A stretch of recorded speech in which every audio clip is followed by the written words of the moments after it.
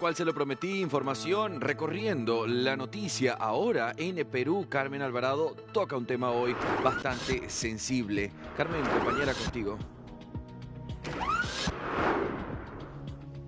¿Cómo estás, Andy? Un placer reconectarme contigo.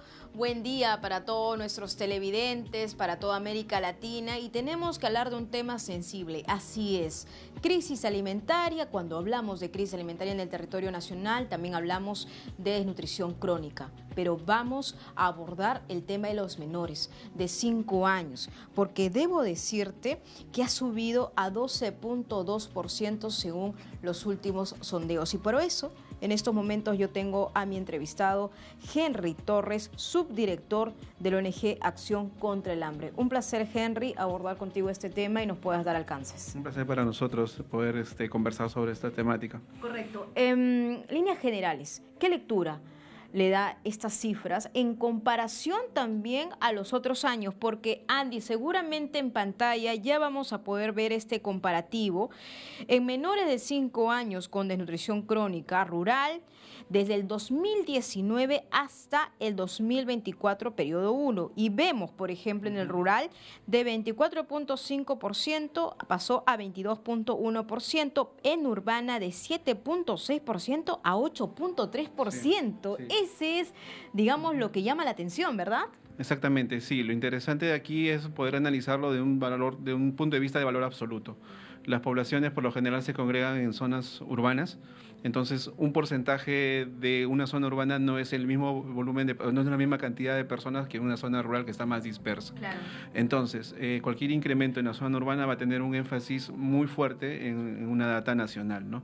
Entonces estamos hablando de 12.2 de incremento en este primer reporte de ENDES 2024-1, que lo que hace es analizar una parte de la muestra, que al final completa todo el año para darnos un reporte general, pero ya nos marca una alarma, una tendencia de este incremento, ¿no? Que obviamente tiene un impacto en la población infantil, empeñando su futuro. Claro, pero aquí hay algo paradójico, ¿no? Porque hay muchas iniciativas, emprendimientos de privados que son muy interesantes, teniendo en cuenta también la diversidad alimenticia que tenemos. Sí. Y por otro lado, tenemos políticas públicas desde el gobierno que no funcionan, que no se ejecutan o que al menos ni siquiera se plantean. Entonces, aquí también esta organización, esta ONG que usted dirige, ¿no? ¿Qué tipo de recomendaciones le han dado? También si ha habido mesas técnicas de sustento para poder abordar esta problemática de una forma más consistente. Sí, a lo largo de la historia, porque el problema de desnutrición crónica no es de ahora, viene de mucho tiempo, vemos que uno de los que ha desencadenado este impacto es la situación de COVID, que lo que muestra es un poco la debilidad que se ha tenido en los avances que ya se habían venido consiguiendo, porque se consiguieron buenos avances. Nos vino la pandemia, nos afectó un tema que a veces pasa de lado en los temas de salud, como son los medios de vida. El empleo y emprendimiento en zonas urbanas, en zonas rurales, tiene un impacto para poder acceder a alimentos. Lo que hemos aprendido, eso sí, es que el sector, por ejemplo, salud, tiene lineamientos importantes, la población misma ya conoce cómo alimentarse de mejor manera. El tema es cuando sale de un establecimiento de salud o sale con esa recomendación y ahora cómo accedo a ese alimento de alto valor nutritivo como proteína, carne, si no tengo en los recursos de mi hogar, ¿no? Ingresos para poder complementar la Correcto, entonces ya sabemos la problemática. ¿Qué acciones ejecutar? Por ejemplo, yo voy a poner sobre la mesa el programa Jaliwarma, que con varias irregularidades y todo sirve a un grupo sensible en todo el territorio nacional, sobre todo en etapa escolar. Pero yo le pregunto, ¿qué podemos hacer ya? Ahora, son programas de asistencia alimentaria que buscan específicamente a un grupo vulnerable o un grupo como es en este caso los escolares. La idea es articular con otras iniciativas que tienen que ver no del lado nutricional ni del lado de salud. Por ejemplo, cómo promovemos empleo y emprendimiento asociado también a que pueda haber todo un ciclo, ¿no? de la alimentación, con esto que te decíamos hace un ratito de poder acceder al alimento.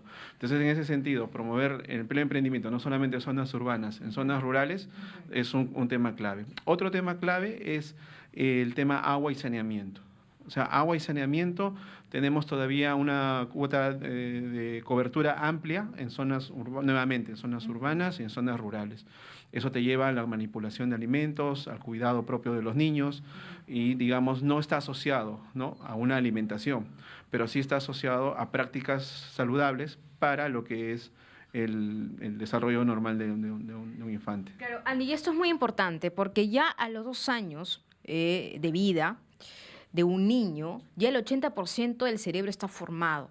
Entonces, indispensable que en ese periodo haya una buena nutrición y esto va a generar, sin lugar a dudas, repercusiones en su vida adulta, en el tema de incluso generar conocimiento, adaptarse y simplemente también comenzar a tener otro tipo de habilidades. Exacto. Que es tan sustancial para poder Exacto. Desarrollarse como individuo. Entonces, es un tema tan fundamental, pero lamentablemente no lo vemos ni siquiera como una prioridad de la agenda por parte del Ejecutivo.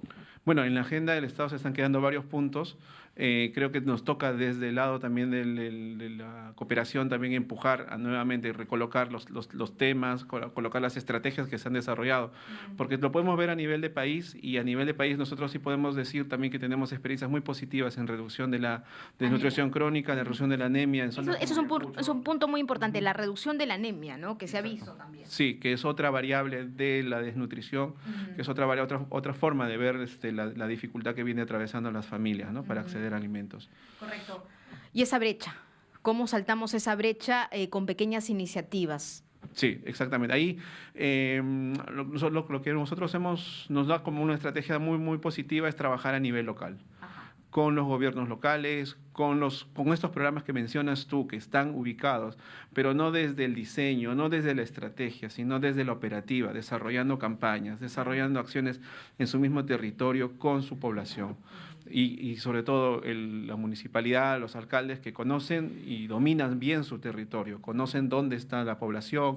Entonces, esos son los pequeños, digamos, espacios en donde se tiene que mover el tema, retomar. De acuerdo, totalmente de acuerdo con usted, porque hay lugares que bien sabemos que el Estado no llega, a los rincones del país, es ahí que están las autoridades locales, que pueden tener algún tipo de incidencia en la jurisdicción. Que tienen que tener, porque o sea, ellos también han sido elegidos, ¿no?, para hacer todo lo bueno y lo malo que hagan, al final se va a medir en el impacto en los niños. Claro que sí. Ahora, hay otro tema que también quiero consultarle y va vinculado con la ola migratoria. Me refiero a muchos venezolanos que llegan a nuestro territorio nacional desde el 2018. ¿Tienen alguna cifra o un balance distinto sobre estos niños también que se están adaptando a la vida peruana? En el caso de ellos, la situación de la población migrante y refugiada venezolana es más crítica. En Perú estamos hablando más o menos de 16 millones de población en inseguridad alimentaria. En el caso de población venezolana, los porcentajes son mayores, más o menos el 75, 78%. Por encima de eso ya tiene inseguridad alimentaria. O sea que ha tenido que enfrentar alguna estrategia para poder coberturar sus 3 comidas diarias y de forma completa. Entonces ya estamos tocando, o sea, esa población ha tocado fondo con disminución de cantidades o disminución de raciones o venta de activos también puede ser, porque hay que recurrir a algo de eso.